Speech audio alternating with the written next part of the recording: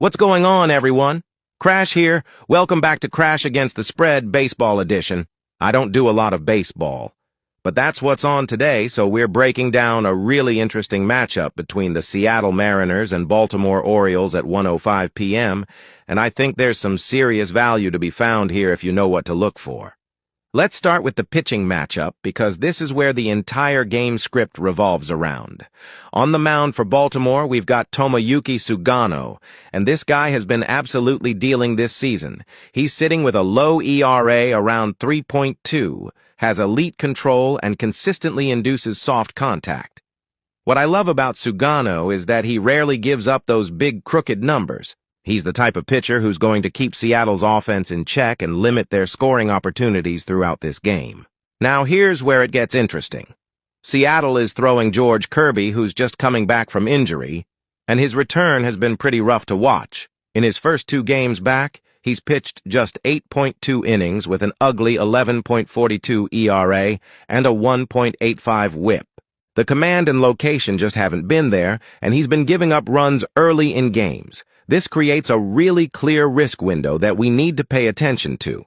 But here's the thing about Seattle that a lot of people overlook: their bullpen is absolutely elite. Let's talk about the market and what the numbers are telling us. The full game total is sitting at 10 runs, and the public is absolutely hammering the under with 83% of the action going that way.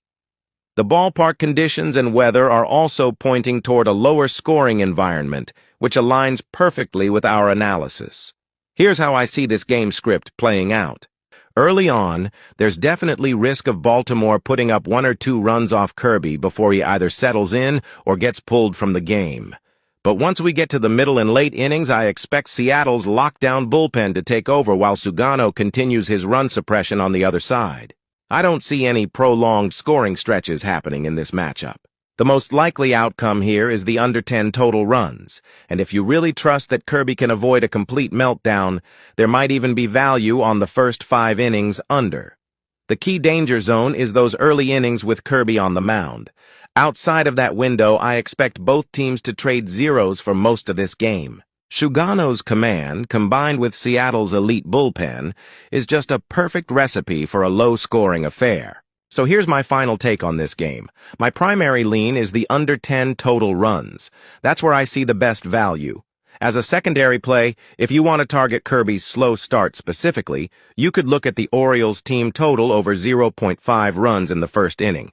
That's a way to capitalize on that early risk window we identified.